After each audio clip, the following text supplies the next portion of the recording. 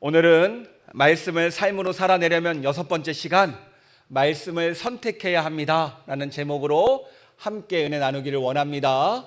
이 말씀이 선포될 때 성령님의 감동감화 역사하심이 우리 모두에게 함께하기를 축복합니다.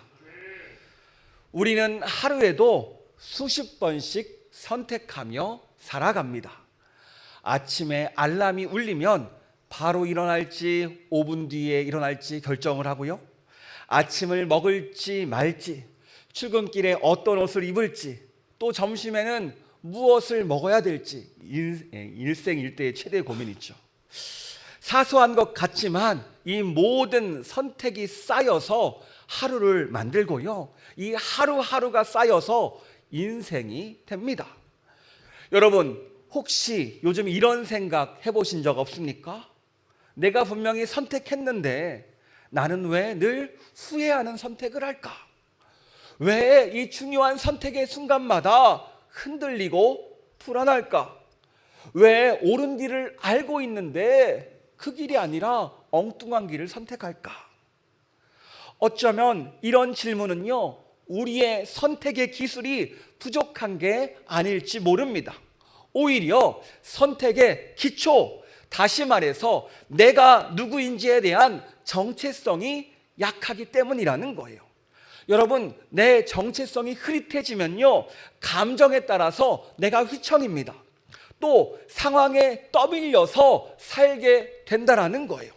하지만 내가 누구인지 분명히 알고 있으면 이 정체성이 선택의 기준이 되고요, 삶의 방향이 됩니다. 오늘 본문에서 모세는 외칩니다. 가나안 입성을 앞둔 백성들에게 외쳐요. 너희는 생명을 택하라. 하나님을 선택하라. 이 외침의 바탕에는요, 먼저 너는 하나님의 백성이다 라는 이 정체성의 선언이 들어있어요. 여러분, 이 선택이라는 것은요, 정체성에서 비롯됩니다.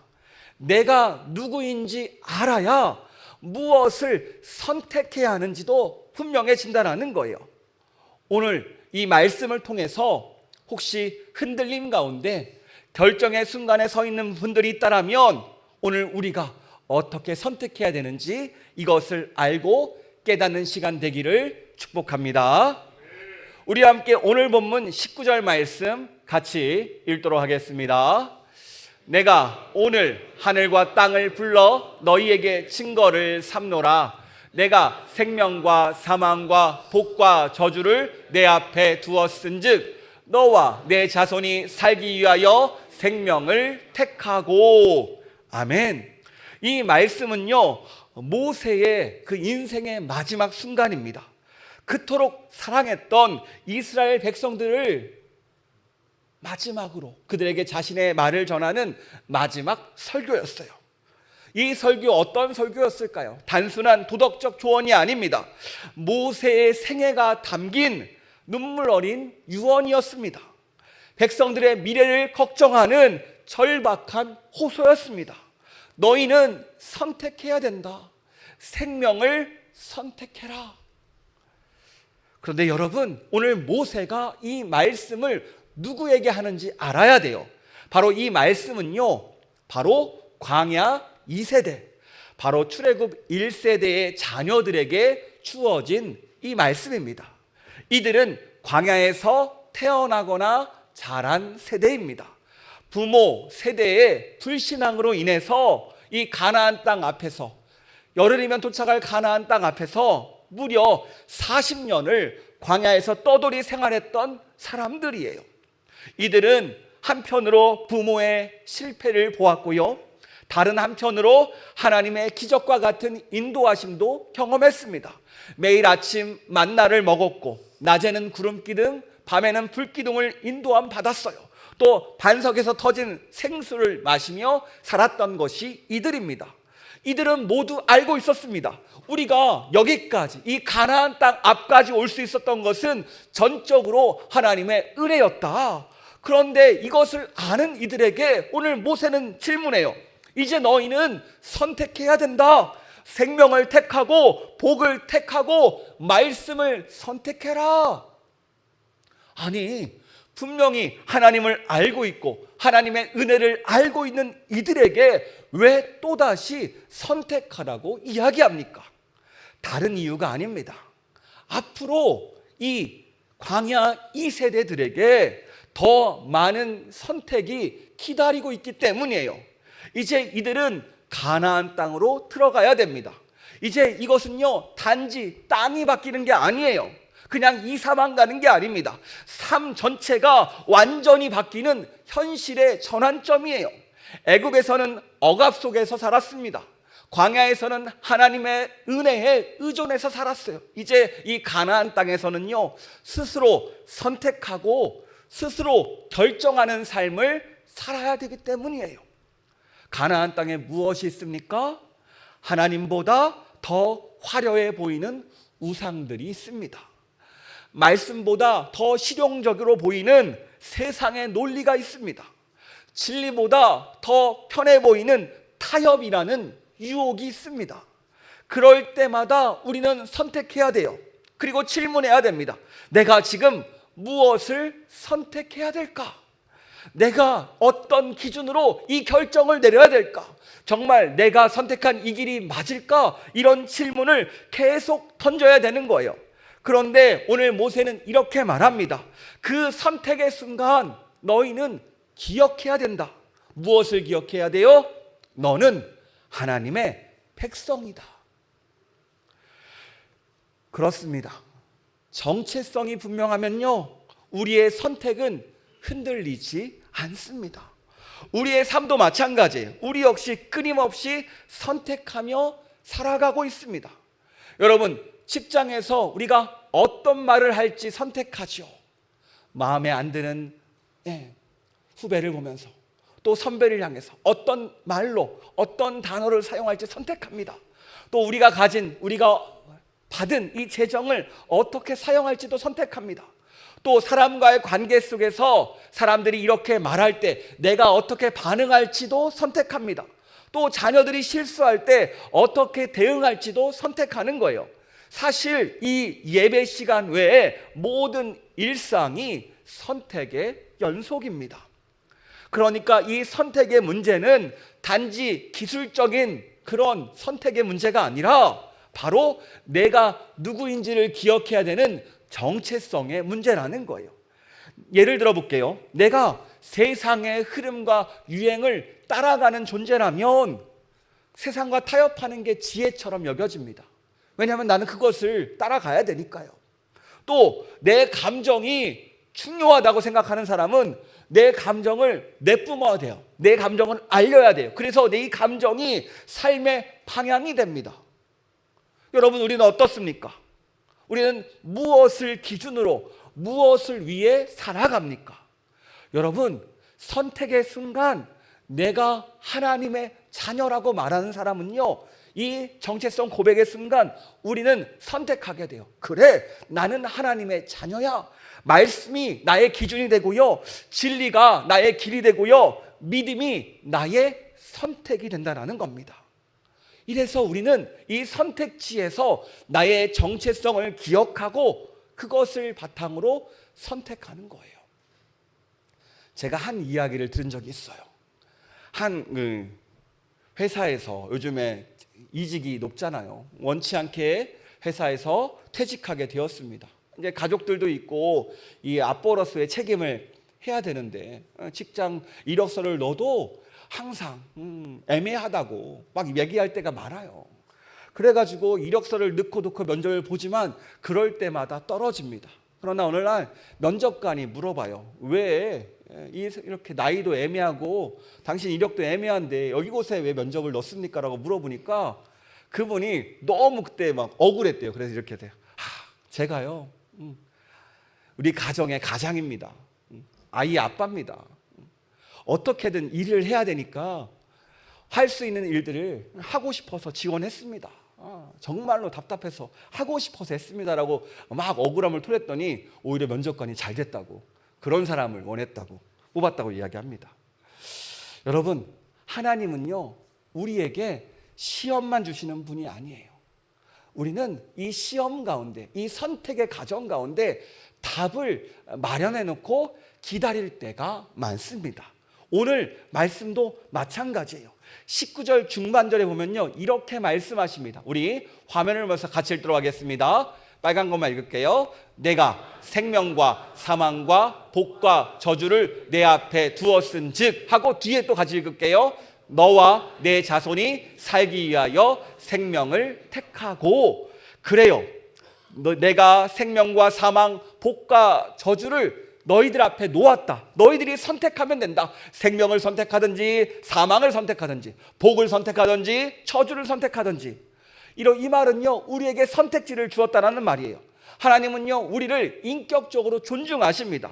우리를 자유롭게 선택할 수 있는 존재로 만드셨어요. 그런데 이 선택지를 준 것으로 끝난 것이 아니라 19절 아까 뒤에 읽었던 정답까지 알려주세요. 내가 원하는데 나는 내 자손이 살기 위해서 생명을 선택했으면 좋겠다라고 말씀하시는 거예요. 여러분, 이게 얼마나 놀라운 사랑입니까? 하나님은요, 우리를 로봇처럼 그냥 조종하기를 원치 않으세요. 억지로 복종을 요구하지도 않으십니다. 기꺼이 사랑해 주시고요, 기꺼이 기다려 주십니다. 우리가 그저 그 사랑에 반응할 때까지 기다려 주시는 분이 우리 아버지 하나님이시라는 거예요. 여러분, 한번 생각해 보세요. 우리 자녀들이 누가 시키지도 않았는데, 생각지도 못했는데 갑자기 다가와서 엄마 아빠 사랑해요 라는 이 말 한마디가 얼마나 큰 기쁨이고 감동이 되는지 모릅니다. 마찬가지예요. 우리 하나님도 마찬가지예요. 우리의 이런 자발적인 고백을 기다리신다라는 거예요. 우리가 말씀을 따라 온전히 하나님 사랑합니다라고 그냥 때에 따라서 그 터져나오는 그것이 얼마나 큰 기쁨이기에 우리에게 자유를 주시고 우리에게 선택지를 주시면서 마음껏 살라고 이야기하세요. 왜냐하면 하나님께서는요, 우리가 마음으로 하나님을 찾는 것이 더 큰 기쁨이기 때문입니다. 여러분은 요즘 어떤 기준을 가지고 선택을 하고 계십니까? 혹시 내 삶 가운데 내 감정에 따라서, 내 유익에 따라서, 타인의 시선에 따라서 그것들을 선택하고 있지는 않습니까? 그렇다면 그 흔들리는 기준 가운데 오늘 우리의 기준을 다시 잡아야 돼요. 기본으로 돌아가야 됩니다. 바로 무엇입니까? 내가 하나님의 자녀라는 이 사실이요. 따라해 볼까요? 나는 하나님의 자녀다. 아멘. 그래요. 나는 하나님의 자녀입니다. 이것을 믿으십니까? 내가 하나님의 자녀예요. 이 고백은 단지 입술의 고백이 아니라 삶의 모든 선택의 기준이 된다는 겁니다. 여러분, 우리가 지난주에 얘기했죠. 아침마다 외치라고요. 나는 하나님의 자녀입니다. 이게 무엇이었어요? 내 정체성을 기억하라고 지난주에 이야기를 나눴잖아요. 오늘 말씀도 이어집니다. 내가 하나님의 자녀임을 기억할 때 내가 하나님의 말씀을 따라가고요, 하나님께서 원하시는 그 생명을 선택할 수 있다는 거예요.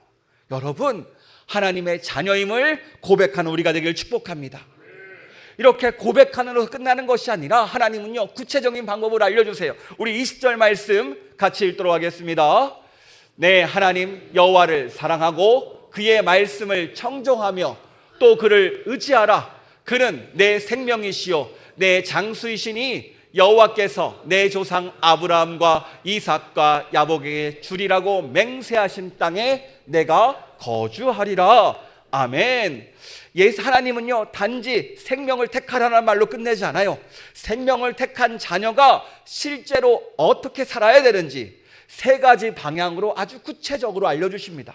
그래, 하나님의 자녀라면 이렇게 세 개를 선택해라. 첫 번째, 우리 20절 초반에 뭐라고 나옵니까? 같이 읽을까요? 시작. 네, 하나님 여호와를 사랑하고. 그래요, 첫 번째 하나님을 사랑하는 거예요. 히브리어로 이 아하브는요, 단순한 감정이 아니라 감정과 의지, 행동을 모두 포함하는 전 인격적인 헌신적인 사랑을 말합니다. 감정적으로도 사랑하고 의지적으로 사랑하기로 결정하고 행동으로 섬기고 순종하는 행위가, 이 모든 사랑이 바로 아하브라는 거예요. 신명기 6장 5절에도 이 아하브가 쓰였습니다. 우리 같이 읽도록 하겠습니다. 너는 마음을 다하고 뜻을 다하고 힘을 다하여 내 하나님 여호와를 사랑하라. 그래요. 하나님을 전심으로 사랑하는 것, 이게 바로 하나님의 자녀의 자세입니다. 여러분, 하나님을 사랑하시길 축복합니다. 더 사랑하시길 축복합니다. 우리가 하나님의 자녀인데 부모를 사랑하는 건요, 당연합니다. 왜요? 지금도 사랑해 주시고 우리를 도와주시고 우리를 인도해 주시고 우리를 끊임없이 품에 안아 주시는데 그분을 사랑하지 않고 어떻게 배길까요? 이렇게 하나님을 사랑한다는 것은요, 삶 전체에 영향을 끼쳐요. 여러분, 우리가 예배 시간에만, 이 시간에만 참여하여서 뜨겁게 기도하고 뜨겁게 찬양하는 것으로 끝나는 것이 아니라 우리가 이 문 밖에 이 오늘 예배를 마치고 저 문을 열고 나가는 그 순간에도 일상에서 선택의 순간마다 하나님을 의식하는 거예요. 예배의 자리뿐만이 아니라 하나님을 사랑하니까 하나님을 의식하고 하나님의 뜻을 따라 사는 것, 이게 바로 아하브 이 사랑이라는 겁니다. 여러분 어떠세요? 여러분은 일상에서 하나님을 사랑하십니까? 사랑하셔야 됩니다. 이게 우리에게 원하는 하나님의 자녀의 모습이에요. 그래서 예수님도요, 요한복음 14장 15절에 이렇게 말씀하십니다. 같이 읽도록 하겠습니다. 너희가 나를 사랑하면 나의 계명을 지키리라. 그래, 사랑하면 행동으로 보여줘. 사랑하면 말로만 하지 말고 진짜 사랑을 전심으로 보여달라고 이야기해요. 여러분, 연애해 보셨습니까? 이렇게 이야기하면 어려워하시니까. 자녀들 사랑하시죠? 사랑하면 우리가 상대방을 의식합니다. 신경 쓰고 배려해요. 무엇을 좋아하는지, 무엇을 싫어하는지, 때로는 그의 감정을 살펴보기도 합니다. 무슨 문제가 있었거나 힘든 일이 있으면 신경이 날카롭거든. 그때는 배려해줘요.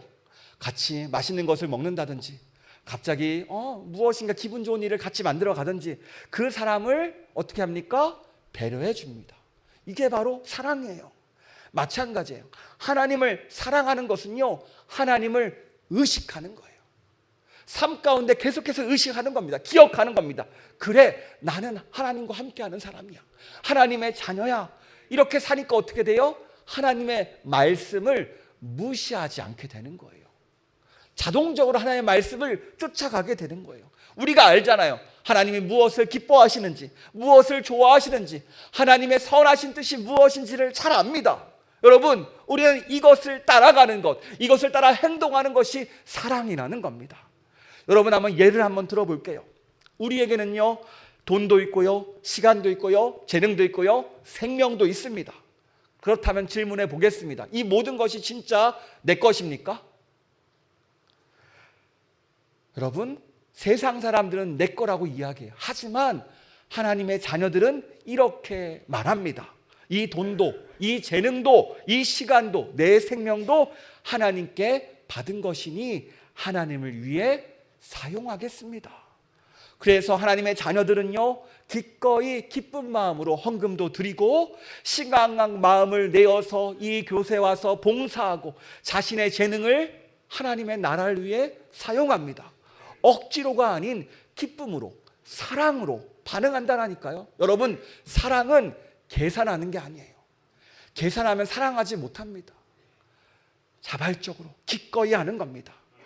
여러분, 하나님을 사랑하십니까? 그렇다면 하나님께 내 마음을 기꺼이 드리고 온전히 하나님을 사랑하는 삶을 선택한 우리가 되기를 축복합니다. 두 번째 말씀 우리 같이 한번 읽어볼까요? 시작. 그의 말씀을 청종하며. 그래요, 하나님을 사랑하는 사람은 말씀을 청종합니다. 이 청종이라는 단어는요, 히브리어로 샤마라는 단어가 쓰였어요. 단순히 귀로 듣고 끝나는 것이 아니라 듣고 반응하다, 순종하다라는 뜻입니다. 그러니까 머리로 듣고 끝나는 것이 아니라 삶으로 반응하는 거예요. 예를 들면 이렇습니다. 집에서 아이들에게 방 청소 좀 해라 라고 이야기하면 아이들은 어떻게 해요? 네 라고 대답을 해요. 자, 그렇다면 정리가 되어 있을까요? 안 되어 있을까요? 각자의 집의 이야기가 나왔습니다. 어떤 집은 정리되어 있고요, 어떤 집은 정리되어 있지 않습니다. 자, 정리되어 있지 않은 집, 부모님의 말을 들은 걸까요? 안 들은 거죠. 마찬가지예요. 저도 어렸을 때 부모님 말씀에 네라고 대답은 그렇게 잘했어요. 안 해서 그렇지. 하나님 말씀도 마찬가지입니다. 맨날 아멘 아멘 그러고 네라고 하지만 나에게 행동이 없다라면 이게 진짜 들은 게 아니라는 거예요. 말씀은 진짜로 들은 사람은요, 움직입니다. 변화하고요, 결단합니다. 이게 달라요. 요즘에 저희 철학 얘기하는 게 뭐냐면, 우리가 대화하는데 사람은 정말 존귀한데 우리의 언어가 존귀한지 한번 살펴보자라고 이야기해요. 평상시 여러분 이런 말을 들으면 어떻겠어요? 흘려보내겠지만 함께 서로를 아니까 어느 순간 이게 저희가 들어야 될 말씀으로 들리더라고요. 청종하게 됩니다. 듣게 돼요. 아, 그래, 나의 언어 습관을 한번 되짚어 봐야겠구나. 아, 그래, 하나님께서 이 지점에서 나의 언어 습관을 돌보게 하는구나. 하나님은요, 이 예배뿐만 아니라 우리의 삶을 통해서, 다른 이들을 통해서, 믿지 않는 이들을 통해서도 우리의 삶을 돌아오게 만들고 우리의 삶을 다시 한번 재정비하게 만듭니다. 여러분, 하나님 우리를 사랑하세요. 하나님은 사람들, 모든 것들을 역사하셔서 우리에게 찾아오십니다. 이 만남을 경험하는 우리가 되기를 축복합니다. 여러분, 한번 우리는 어때요? 세상을 살아갈 때 감정들이 막 찾아올 때가 있어요. 올라올 때가 있어요. 상대방이 나에게 세게 말하거나 내가 싫어하는 언어를 했을 때 상대방에 쏘아붙이고 상대방에게 뭐라고 한마디 하고 싶을 때가 있습니다. 그런데 하나님의 자녀는요, 이 순간 우리에게 주신 말씀을 기억해요. 우리 마태복음 5장 44절 말씀입니다. 같이 읽도록 하겠습니다. 너희 원수를 사랑하며 너희를 박해하는 자를 위하여 기도하라. 예수님께서 이렇게 말씀하세요. 자, 갑자기 막 짜증이 올라오고 감정이 컨트롤이 안 될 때 갑자기 이 말씀이 올라옵니다. 너는 원수를 사랑하고 박해하는 자를 위해서 기도해. 그래가지고 어떻게 합니까? 말을 멈춰요. 꾹 참는 거예요. 감정보다 말씀을 선택하는 겁니다. 그런데 이 한 번의 침묵이 생명을 낳는 선택이라는 거예요. 그 한 번 못 참으면 어떻게 됩니까? 둘이 원수가 될 때가 많아요. 그 한 번 참았다는 게 놀라운 은혜가 됩니다. 그것뿐만 아니죠. 우리는 시간을 어떻게 씁니까? 이 시간을, 이 내가 가진 시간을 내 것이라고 생각할 때가 많아요.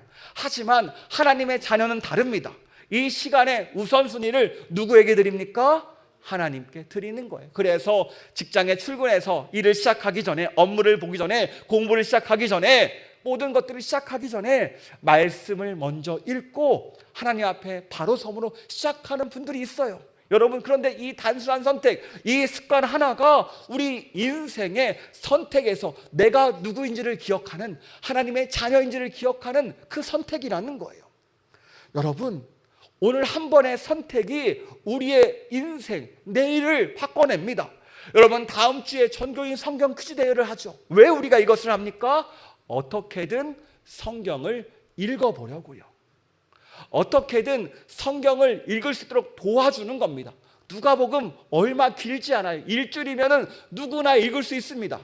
포기하지 마세요. 그냥 읽기만 하세요. 읽고 참여하면 좋지만 어쩔 수 없으면 일 있으면 못 참게 하지만 여러분 참여하시기 바랍니다. 함께 말씀의 은혜를 누리고 함께 이 즐거운 자리에 참석했을 때 그 은혜는 배가 돼요. 또 그리고 더 좋은 게 뭐예요? 이 말씀이 내 안에 기억 심겨진다는 거예요. 이렇게 무엇인가 내 감정이 올라왔을 때 말씀이 나를 살려내는 경험을 하게 된다는 거예요. 오늘 우리에게 필요한 것은요, 이렇게 말씀을 청종하는 겁니다. 말씀이 우리에게 필요해요. 이 시대 가운데 무엇이 필요합니까? 저는요, 말씀이 필요하다고 봅니다. 이 복음이 우리를 살려내니까 끊임없이 말씀을 붙잡아야 흔들리지 않을 수 있거든요. 여러분, 말씀 포기하지 않기를 축복합니다. 반드시 읽고서 함께 하시길 바랍니다. 우리 교회에서 101 양육 물음표도 하는 이유가 다른 이유가 아니에요. 어떻게든 신앙에 도움을 주기 위해서 우리가 수요일날 5명이 시작했습니다. 여러분 기도해 주시기 바랍니다. 이 5명들이 은혜롭게 갈 수 있도록 뭐 이게 여러분 성경 공부처럼 막 그런 게 아니에요. 그냥 우리의 삶을 돌아보고 과연 무엇인가 하나님의 뜻을 발견해 보자는 겁니다. 여러분 가볍게 시작하면서 나가는 시간입니다. 또 다음 기회가 있으면 참여하시기 바랍니다. 그래요. 세 번째 우리 같이 말씀 읽도록 하겠습니다. 시작. 그래요. 하나님을 사랑하는 사람은 하나님을 의지하는 사람입니다. 여기서 의지하라는 말은요, 히브리어 다바크라는 단어가 쓰였어요. 이것은 단순히 기대는 수동적인 느낌이 아니라 적극적으로 달라붙고 때려야 뗄 수 없이 결합한 모습입니다. 창세기 2장 24절에서 남자와 그의 아내가 연합하여 둘이 한 몸이 되니라, 여기서 연합하였다라는 그때 사용된 단어가 이 다바크라는 단어입니다. 즉 하나님을 의지한다는 것은요, 하나님께 꼭 달라붙어 있는 것, 결과가 보이지 않아도 감정이 흔들려도 끈질기게 하나님께 달라붙어 있는 게 의지하는 거예요. 왜냐하면 하나님이 우리의 생명이시기 때문에. 여러분 예수님이 말씀하시죠. 너희는 참 포도나무요, 나는 참 포도나무요, 너희는 가지니 라고 말씀하셨어요. 포도나무 가지를 어떻게 해요? 떨어져서 살 수 있을까요? 못 살죠. 마찬가지예요. 우리가 하나님과 떨어져 살면은 생명을 잃습니다. 그러므로 하나님의 자녀라면 하나님을 의지할 수밖에 없어요. 우리가 이 순간, 삶의 순간순간 우리가 무엇을 하라고 합니까? 기도하는 거잖아요. 하나님 도와주세요. 이 상황 가운데 끊임없이 의지하는 겁니다. 이게 바로 하나님께 붙어있는 우리의 삶의 노력입니다. 여러분 이것을 삶에서 기억하기를 축복합니다. 여러분 예를 들어 볼게요. 세상은요 말합니다. 너 정직하면 바보 된다? 사람이 무엇인가 숨겨야 돼 라고 이야기하지만 하나님의 자녀는요 항상 삶의 자리에서 정직해야 돼요. 왜냐하면 하나님이 바라보시니까요. 하나님이 알고 계시니까요. 우리의 사람이 아무도 없다고 우리가 나쁜 짓을 할 수 있어요. 뭐 도둑질을 할 수 있고 무엇인가 상대방에게 나쁜 짓을 할 수 있습니다. 하지만 하나님이 보시기에 하나님의 자녀는 정직을 행하는 겁니다. 그래서 일터에서 다른 사람이 없더라도 내가 최선을 다하는 이유가 뭐예요? 하나님이 나를 보시니까, 나를 다 아시니까, 내 수고와 헌신을 아시니까, 그래서 최선을 다하는 겁니다. 여러분 로렌스 형제라는 분이 있어요. 이분은요 하나님의 임재 연습이라는 그 책을 쓰신 분인데요, 고대 그 중세의 수도사였어요. 이분이 수도원에 들어갑니다. 아 그래, 내가 수도원에 들어가면 기도 생활과 수도원 생활을 정말 깊이 있게 할 수 있을 거야, 하나님과 깊은 교제를 나눌 수 있을 거야 라고 기대하면서 들어갔는데, 이분이 들어가자마자 맡겨진 게 뭔지 아세요? 바로 부엌일이었습니다. 당시에도 그 수도사들이 부엌일을 가장 하기 싫어했대요. 방해된다고 생각했으니까. 그런데 어때요? 맡겨졌으니까. 그래서 기도하면서 맡겨진 일을 감당합니다. 그런데 이 일을 감당하는데 하나님이 그곳에 임재하시는 거예요. 아 그래, 이 부엌에서 다른 사람을 섬기는 것도 하나님을 예배하는 것이구나. 그때 이것이 깨달아지면서 임재를 경험하면서 그 다음부터는요 이곳이 나의 예배당이다 라고 고백하며 그것을 기쁘게 감당했다라는 겁니다. 마찬가지예요. 때로는 우리가 원치 않는 일을 맡을 때가 있습니다. 하기 싫은 일을 맡아야 될 때가 있어요. 그럴 때 여러분 기도로 도움을 구하시기 바랍니다.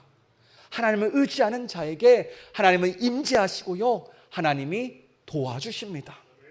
그리고 우리가 자녀를 키우다 보면요 아이들이 실수할 때가 많아요. 집이 엉망이 되어 있거나 자주 있죠. 말을 안 들을 때가 있습니다. 이것들이 2춘기, 3춘기, 4춘기가 되면서 점점점 짜증과 분노를 차오르게 해요. 자신의 감정이 컨트롤되지 않을 때가 있어요. 어떻게 합니까? 우리는 일반적이라면 쏘아붙이겠죠. 요즘 있잖아요. 막 갱년기가 다 이긴다고 하던데 요즘에는. 그렇게 쏘아붙이면 어떻게 돼요? 아이는 상처를 받아요. 하지만 하나님의 자녀들은 이 상황에서 기도합니다. 주님께서 저에게 오래 참으셨듯이 저도 이 아이에게 오래 참겠습니다. 은혜로 반응하겠습니다. 그런데 이 은혜의 선택이 아이의 성품에 하나님의 성품을 품는, 심는 복된 선택이라는 거예요. 우리가 이 하는 선택들이 놀라운 일을 만들어냅니다. 그렇습니다. 우리가 하나님의 자녀라면, 하나님을 사랑하는 자라면 하나님을 더 사랑해야 될 줄 믿습니다. 말씀에 반응해야 될 줄 믿습니다. 하나님께 더 의지해야 될 줄 믿습니다. 이게 바로 하나님의 자녀답게 사는 선택의 삶이라는 거예요. 그리고 이 삶은요, 예배당이 아니라 우리의 일상에서 이루어진다는 거예요. 우리가 끊임없이 이야기하는 게 무엇입니까? 예배는 오늘 이 자리 1시간으로 끝나면 안 된다는 거예요. 가정에서, 직장에서, 일터에서 끊임없이 이루어져야 된다는 겁니다. 여러분, 내가 던지는 그 말 한마디가 우리 가정을 살리고 우리 일터를 살리고 내가 속한 삶의 자리를 변화시킵니다. 그리고 내가 그곳에서 드리는 주를 향한 그 말씀 한 구절이, 그 읽은 말씀 한 구절이 그곳을 회복시킬 줄 믿습니다. 또 자녀를 대할 때, 우리를 힘들게 하는, 감정을 오르게 하는 그 상황을 만날 때 그 침묵과 하나님을 향한 은혜를 선택할 때 이것을 통해서 놀라운 일들이 일어난다는 거예요. 여러분, 오늘 말씀은 우리에게 이야기합니다. 세상은 너희에게, 하나님은 너희에게 두 가지 길을 주었다. 생명과 사망, 복과 저주를 너희가 선택할 수 있는데 내가 원하는 것은 생명을 선택하고 복을 선택하기를 원한다라고 하나님이 말씀하십니다. 왜요? 19절 이렇게 말합니다. 우리 19절 같이 다시 한번 저 빨간 글씨 읽도록 하겠습니다. 너와 내 자손이 살기 위하여 생명을 택하고. 아멘. 너와 내 자손이 살기 위해서 생명을 택해라. 이것은 단순한 조언이 아니에요. 하나님의 사랑이 담긴 절실한 외침입니다. 우리를 살리기 위한 아버지의 호소입니다. 제발 생명 좀 택했으면 좋겠다. 그게 너희가 살 길이야. 여러분, 첫 번째 생명을 택한다는 것은요, 매일 삶 가운데 말씀을 선택하는 겁니다. 감정이 올라올 때 축복의 말을 선택하고 침묵하는 것, 바쁠수록 말씀을 더 붙잡는 것, 손해를 감수하도 정직하고 하나님 앞에 바로 서기 위해서 삶에 맡겨진 자리에서 최선을 다하는 것, 또 사람들의 실수 앞에서 짜증을 내는 것보다 은혜로 대하는 것, 이 모든 순간 작은 것 같아 보이지만 이 작지만 거룩한 선택이라는 거예요. 그리고 이 작은 것들이 모여서 우리의 삶을 아름답게 만들어 갑니다. 여러분, 우리가 자꾸 거창한 일을 해야지 하나님의 자녀가 되는 게 아니에요. 삶의 자리에서 작은 순종들, 이것들을 하나님이 원하십니다. 이것들을 통해서 우리의 인생과 미래가 바뀌기 때문입니다. 여러분, 그래요. 두 번째, 내가 누구인지 분명할 때 무엇을 선택할지 분명하죠. 우리의 선택이 흔들리는 이유가 왜 무엇입니까? 기준이 흐릿하기 때문이에요. 정체성이 흐릿하기 때문이에요. 내 정체성이 확실해지면 흔들리지 않습니다. 내가 하나님의 자녀입니다. 이것을 믿으십니까? 이 고백을 할 수 있을 때 말씀을 선택할 수 있고, 감정보다 말씀을 따를 수 있고, 본능보다 은혜를 붙잡을 수 있게 됩니다. 그리고 이 선택은요, 여러분, 나만을 위한 선택이 아니에요. 오늘 본문은 말해요. 너와 내 자손이 살기 위해서 선택하라. 내가 한 이 선택, 감정이 아니라, 본능이 아니라 말씀을 선택할 때 나뿐만이 아니라 내 주변이 같이 살아납니다. 내 자녀들이 살아나요. 그러니까 모든 것들이 나를 통해서 이 축복이 흘러나간다는 겁니다. 여러분, 그 한동대학교 총장님이셨던 김영길 교수님이 있으셨어요. 이분은 간증인데요. 처음 한동대 총장직을 제의받았을 때 전화가 왔는데 거절했대요. 어렵겠습니다. 근데 이 총장직을 제의하신 장로님께서 이렇게 이 교수님에게 말했대요. 아니, 기도하시는 분인 줄 알았는데 왜 기도도 안 하고 거절합니까? 라고 이야기하니까 그 말이 가슴에 박혔대요. 그래서 네, 기도해 보겠습니다라고 얘기하고, 이 요청이 정말로 하나님의 부르심인지 아니면 단순한 사람의 요청인지를 분별하고자 모든 채널을 열어두고 기도합니다. 근데 얼마 지나지 않아 주일 예배 시간에 설교가 이런 제목으로 진행돼요. 부르심과 순종이라는 제목으로요. 근데 이 제목이 하나님의 음성은 들렸습니다. 또 말씀이 어때요? 하나님은 아브라함에게 떠나라고 하셨고 우리에게도 떠나라고 합니다. 오직 하나님만 의지하고 자유하는 법을 배우게 하기 위해서 떠나보내십니다. 여러분, 부르심 있으면 떠나야 됩니다. 어떻게 들렸을까요? 네, 그래서 안정된 카이스트 교수직을 내려놓고 아무것도 보장되지 않은 이 한동대로 갑니다. 그런데 이 순종을 통해서 어떻게 돼요? 하나님은 그 학교를 키우셨고 수많은 젊은이들을 세우셨습니다. 이 작은 선택, 말씀에 반응한 한 사람의 결단이 자기만을 위한 은혜가 아니라 수많은 사람들을 살려내는 선택이 되었습니다. 하나님은요, 우리에게 이런 삶의 방식을 원합니다. 여러분, 우리 가정에서 나만 마음이 넓어져도 가정이 화목해집니다. 나만 넓어져도. 옆 사람 말고, 남의 편 말고, 나만 넓어져도요. 신기해요. 하나님은요, 우리에게 먼저 말씀하세요. 너가 넓어져라. 너가 은혜 가운데 거하라. 내가 원하는 것은 그거 하나다. 그럴 때 내 주변 사람이 변하고 자녀가 변하는 겁니다. 혹시 누군가는요, 이렇게 말하는 분이 있을 수도 있어요. 주님, 너무 멀리 왔어요. 되돌릴 수가 없어요. 제가 그동안 감정대로 살았고 사람들에게 상처를 얼마나 줬는데요. 그 사람 나도 보기 싫고 나도 그 사람 보기 싫은데 이제 어떻게 해야 됩니까? 이렇게 낙심하는 가운데 있을 수 있습니다. 그래요. 세상은 우리를 그렇게 볼 수 있지만 오늘 하나님은요, 우리를 그렇게 보지 않습니다. 예수님께서 왜 십자가에서 죽으셨습니까? 우리를 살리기 위해서입니다. 오늘 말씀 붙잡고 내가 하나님의 자녀다라고 지금 시작하면 우리의 삶은 변화될 수 있습니다. 내가 아니라요, 오직 예수님의 십자가 은혜의 능력으로요, 십자가의 도움으로요. 그렇습니다. 오늘도 하나님께서 우리에게 말씀하십니다. 내가 너를 다시 부른다. 너는 내 자녀다. 그러니까 말씀을 선택하고 생명을 선택해라. 여러분, 오늘 우리 이 시간 이 하나님의 부르심에 응답하는 우리가 되기를 축복합니다. 그렇습니다. 주님, 내가 하나님의 자녀입니다. 그러니까 내가 감정보다 본능보다 말씀을 선택하겠습니다. 삶의 모든 자리에서 생명을 선택하겠습니다. 주님, 도와주시옵소서. 이 고백이, 이 결단이 오늘 우리에게 함께하기를 축복합니다. 이렇게 결단할 때 우리의 삶이 은혜로, 축복으로, 생명으로 변하게 될 줄 믿습니다. 이것이 주님이 원하시는 우리의 삶인 줄 믿습니다. 아멘.